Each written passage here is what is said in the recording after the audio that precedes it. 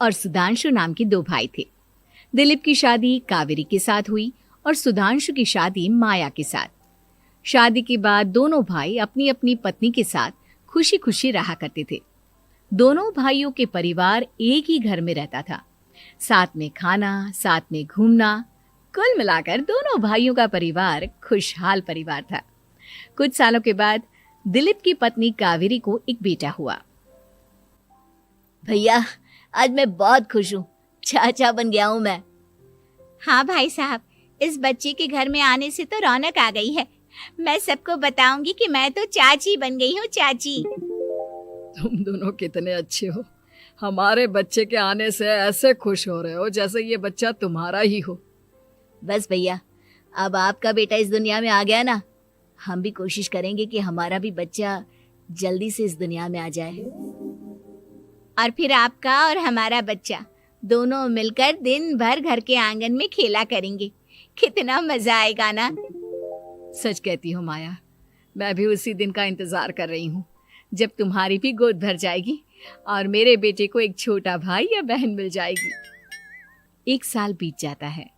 दिलीप और कावेरी का बेटा अब 1 साल का हो चुका था, लेकिन सुधांशु और माया की कोई औलाद नहीं होती। माया, लगता है कि हमारी जिंदगी में बच्चे का सुख ही नहीं है। ऐसा क्यों कहते हैं? दिलीप भाई साहब का बेटा भी तो हमारा ही बेटा है ना। तुम्हारी बात बिल्कुल ठीक है माया, लेकिन फिर भी हमारा खुद का एक बच्चा होता तो कितना अच्छा होता। हाँ, कावेरी भाभी भी हमेशा कहती हैं उन्हें अपने बेटे के लिए एक छोटा भाई या बहन चाहिए। लेकिन देखिए ना, हमारी तो किस्मत ही कितनी खराब है। हमारे तो सारे ट्रीटमेंट भी फेल हो चुके हैं। डॉक्टर ने भी साफ साफ कह दिया है कि तुम कभी माँ नहीं बन सकती। वही तो सुधांशु, बहुत बुरी किस्मत है हमारी। लेकिन माया, हम अपनी किस्मत को इतना क्यों कोस रहे हैं? हम दिलीप भाई साहब के बेटे को अपने बेटे की तरह ही प्यार कर सकते हैं ना। हाँ जी, बिल्कुल सच कहा। मैं भी वैसा कर सकती हूँ। चाची हूँ, उसे छोटी माँ का प्यार नहीं दूंगी क्या? कुछ दिनों के बाद दिलीप का एक दोस्त दिलीप से मिलने के लिए आता है। अरे क्या बात है दिलीप, बधाई हो बधाई। और घर तो काफी बड़ा है तुम्हारा। वैसे तुमने अपने बेटे के बारे में क्या सोचा है? भैया, और क्या सोचेंगे, बस उसे पढ़ा लिखा कर अफसर बनाएंगे, उसकी पढ़ाई पर खर्च करेंगे। अरे भाभी, आपकी तो इतनी सारी प्रॉपर्टी है, आपको किस बात की चिंता? ले देकर एक बेटा ही तो है। अरे नहीं दोस्त, तुम गलत समझ रहे हो। इस घर में मैं और मेरा छोटा भाई दोनों रहते हैं। इस घर का आधा हिस्सा मेरे छोटे भाई का है। अच्छा, कितने बच्चे हैं तुम्हारे छोटे भाई के? भैया, उनके साथ ना कुछ प्रॉब्लम है। मेरी देवरानी कभी माँ नहीं बन सकती। अरे फिर किस बात की चिंता? अरे मैं तो कहता हूँ अपने बेटे के भविष्य के बारे में सोचिए ही मत। बस ये घर उसके नाम करवा दीजिए। देखिए, आपके भाई का भी कोई बच्चा नहीं है तो सब कुछ आपके बेटे को ही मिलना चाहिए। लेकिन ऐसा करना क्या सही होगा? अगर उनका बच्चा नहीं है तो क्या हुआ? ये घर आधा उनका है, उनकी जो मर्जी है वो करें। अरे कैसी बात करते हो? उनकी कोई औलाद नहीं है, वो क्या करेंगे प्रॉपर्टी अपने नाम रखकर? हाँ, वैसे भाई साहब, आपकी बात तो बिल्कुल सही है। अब जो कुछ भी है वो हमारे बेटे का ही तो है।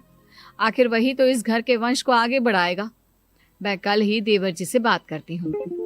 अगले दिन सुधांशु और माया, इधर आओ। तुम दोनों से एक बहुत जरूरी बात करनी है मुझे। बताइए ना भाभी, क्या बात है? आपको कहीं जाना है तो आप अपने बेटे को मेरे पास छोड़कर जाइए, मैं ही पूरा दिन रख लूंगी उसे। अरे नहीं माया, वो तो मुझे पता है। मैं किसी और चीज के बारे में बात करना चाहती हूँ। बताइए ना भाभी, क्या बात है? देखिए देवर जी, आपका कोई बच्चा है नहीं, लेकिन मैं जानती हूँ कि आप हमारे बेटे को अपने बेटे की तरह ही प्यार करते हैं। भाभी, बेटे की तरह नहीं, वो हमारा ही बेटा है। मेरे लिए तो वो मेरा ही बच्चा है। वही तो फिर क्यों ना ये सारी प्रॉपर्टी हम मेरे बेटे के नाम करवा दे, क्योंकि तुम्हारा हो या मेरा, हम सबका एक ही तो है बेटा। लेकिन भाभी, अभी तो वो सिर्फ 1 साल का है। अभी से प्रॉपर्टी उसके नाम करवाने का क्या मतलब है? देखिए देवर जी, जो काम जितना जल्दी हो जाए ना उतना अच्छा। आने वाले वक्त का क्या भरोसा। भाभी भरोसा क्यों नहीं, हम तो हमेशा आपके बेटे को माँ बाप की तरह ही प्यार करेंगे।